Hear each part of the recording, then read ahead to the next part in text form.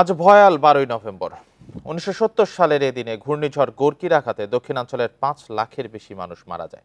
নিশ্চিহ্ন হয়ে যায় 10 লাখের বেশি ঘরবাড়ি ও শিক্ষা প্রতিষ্ঠান। ঘটনার 54 বছর পরও সেই স্মৃতি ভুলতে পারেনি উপকূলবাসী। দুর্যোগ মোকাবেলায় আশ্রয়কেন্দ্র নির্মাণের দাবি তাদের।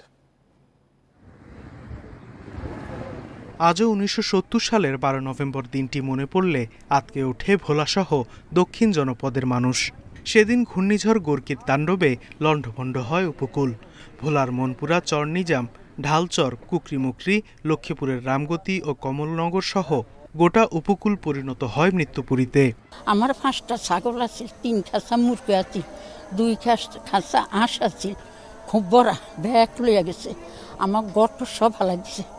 আমরা টানিয়া নিয়ে পায়ে হাতে ধরে টানিয়া নিয়ে এক গর্তের ভিতরে 120 জন মাটি দিছি, আর এক গর্তের ভিতরে দিছি 150 জন।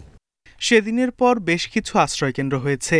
তারপরও ভোলার অর্ধশতাধিক চরাঞ্চল ও দুর্গম এলাকার 3 লাখের বেশি মানুষের নিরাপদ আশ্রয় নেই।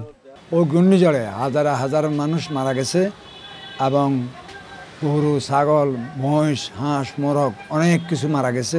সেই সময়কার কথা মনে পড়লে এখন আমাদের কলিজা শিহরে ওঠে এবং আমরা আতঙ্কিত হই।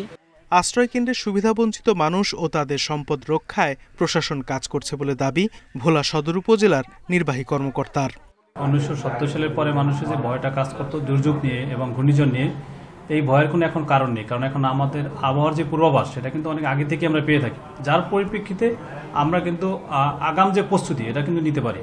বিশেষ করে আমাদের যে পর্যাপ্ত সাইক্লোন শেল্টার এবং আমাদের মাটি কিল্লা রয়েছে, সেখানে কিন্তু তাদের নিরাপদ আশ্রয়স্থলে নিয়ে আসি। ভোলার 7 উপজেলায় 869টি আশ্রয়কেন্দ্র ও 78টি মাটির কিল্লা আছে। এতে 4 লাখ মানুষ ও 50,000 গবাদি পশু আশ্রয় নিতে পারে। Sadequr Rahman Siddiqui, independent news.